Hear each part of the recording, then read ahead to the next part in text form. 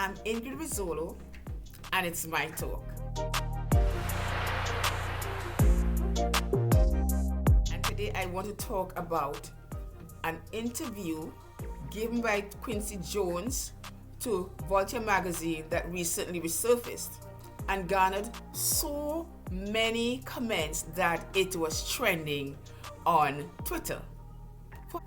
Curiosity got the better of me, and I read the interview and came away feeling disappointed, for there was Quincy Jones stirring up controversy at the ripe old age of 84. His pronouncements made me think of a rag magazine. That is a magazine made for sensationalism and to stir up controversy, not meant for a stellar audience. A rag is also defined as a cloth meant to be covered in filth and quickly discarded. Take a hint. Quincy Jones. Quincy Jones is a legendary musician, composer, music arranger, conductor, and producer. With his creative magic, Quincy has recorded over 300 plus albums, some of them iconic collectibles. And he won himself 27 Grammys, at least a Tony, an Oscar, and an Emmy. In his career, he produced albums for fellow iconic musicians like Ray Charles, Michael Jackson, Frank Sinatra, Aretha Franklin, and even Celine Dion. Also want to take issue with Quincy for crossing the line in that notorious 2018 interview. Quincy's daughter called him loose lips, and with good reason, as the interview demonstrated. Loose lips Quincy Jones provoked many, including yours truly, with his comments on Vulture magazine. My first issue with Quincy is that he overreaches with the aim to impress us with the idea that he has the scoop or is in the loop of all major scandals in Hollywood in his day. He references the racism of Elvis Presley, Sinatra's mob connection, and incidentally, he mentions Frank's cleaning up of Hollywood for him as a black artist. Quincy knows everything. Who killed Kennedy, Weinstein is a bully, Michael Jackson's drug of choice was propofol. It seems also that although Quincy has attained the pinnacle of the music industry, he still has maintained a measure of insecurity. In the interview, Quincy Jones threw around names like a rookie looking for status, riding on the coattail of others. He throws around names like Dean Martin, Herbie Hancock, James Ingram, Miles Davis, and others. But Quincy must know that he has arrived. He does not need to do that. Is it that he still harbors a measure of insecurity? It could also be a function of his age that he rumbles on about the past and ruminates mostly in the realm of dead men. I have a bigger issue with Quincy though. I think Loose Lips Quincy crossed the line when he publicized the life of Marlon Brando, Richard Pryor, Marvin Gaye, and other friends and peers, holding up their lives to ridicule. He driven to do this to show he was in the loop or had the scoop on every major Hollywood scandal of his day? Or was he driven by the typical Hollywood narcissism characterized by a need to draw greater attention to oneself? Quincy does not need to do this, as he is forever a part of urban legend engraved in pop culture. Why of Quincy Jones, I would ask this question: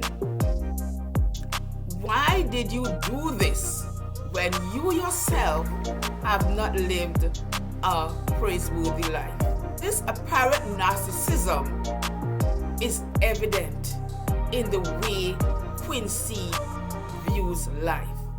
Women are there to satisfy his need for admiration, mere playthings, mindless beings. He quotes a waiter who says, women give up something to get love, and men give up love to get that thing. What misogynistic condescension. Right? Apparent here is either a dislike of, contempt for, or an ingrained prejudice against women. Tell me why, at the ripe old age of 84, Quincy thinks it is cool to brag that he has 27 girlfriends all over the globe. Cape Town, Cairo, Stockholm, Brazil. This is not something to gloat about Quincy. Women are not trinkets or playthings. Was this a childish, attention-seeking prank? Undoubtedly, the genius of Quincy is evident in his works, but his views of women, even at the age of 84, has to evolve. Could it be that Quincy is just seeking attention by any means possible? Quincy, are you dragged into the current epidemic of narcissism like your fellow Hollywooders, Kim Kardashian, Donald Trump, Justin Bieber, to name a few?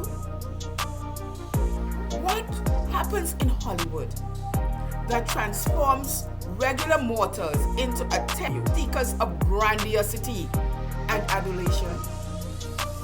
We certainly see the unfolding of a divide between a man's genius and his inner character. Quincy's communication about Michael Jackson reeks of backstabbing. Despite a long musical partnership with Michael Jackson, Quincy publicly insinuates that Michael Jackson stole a lot of his stuff. Note well that in accusing Michael Jackson of pilfering the works of others, you are condemning yourself. Since you produced many of MJ's greatest hits, like Billie Jean and Man in the Mirror and Thriller and The Way You Make Me Feel. Your indictment of Michael Jackson makes you a conspirator, a co-conspirator. In my opinion, you are not a truth teller but a backstabber and a Brutus to MJ, one to whom you owe your career to a large degree. Whose friends? The Bible says, a perverse person stirs up conflict. And perverse to speak so disparagingly of your former friend who cannot now defend himself. The singer of The Man in the Mirror practically made you who you are, Quincy. Remember, there might not have been such a renowned Quincy J without a Michael J, and vice versa. Out along with your talent, you have achieved against great odds. However, this does not justify the use of profanities that punctuate every other sentence in this interview. I see you as an elder statesman that could have used this opportunity or platform to dispense some sense of the wisdom and enlightenment you've gained as a result of a relatively long and star-studded journey. A bit of caution. Do not be seduced by celebrity delusions of grandeur or an inflated view of your own self-importance. You will some kind of allow to publicly lace your sentences with profanities without some kind of censure. Exhibit some kind of dignity. You're not an up-and-coming rapper. Relevant age, and at this stage of the game, Quincy, you should conduct yourself like an elder statesman, setting an example for these yet nameless rappers, and not trying to play young and relevant like any untried rapper. You've already made it. Is this what life has taught you?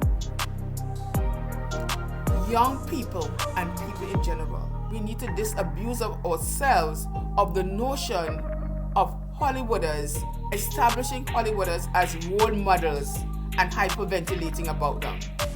The whole idea is absurd. I am not saying that we should not celebrate genius and the talents of these artists, but we should recognize limits rooted in the frailty of the human condition. Quincy is nobody's fool. This man is an analyst. He has a great eye for spotting talent. great talent, and he also has an eye for business. His entrepreneurial skills are evident in his many investments. I wonder if the entrepreneur in him deliberately perpetuated the royal slip-ups in the interview as a publicity stunt aimed at drumming up interest at any cost for financial purposes, or to provoke a revival of sorts in his works for financial gain. This is a Machiavellian move. You said that Michael Jackson is Machiavellian as they come. You accuse him of being Machiavellian, but aren't you being one yourself? Choose to win, even if it means breaking the rules. And Machiavelli emphasized that. Machiavelli emphasized deception and cunning over virtue and morality. These words speak for themselves. Quincy Jones, you should take Michael Jackson's counsel seriously and have a serious talk to the man in the mirror. This is Ingrid Rizzolo, and it has been my talk. Bye for now. See you next time. Don't forget to like, subscribe, and leave comments for me.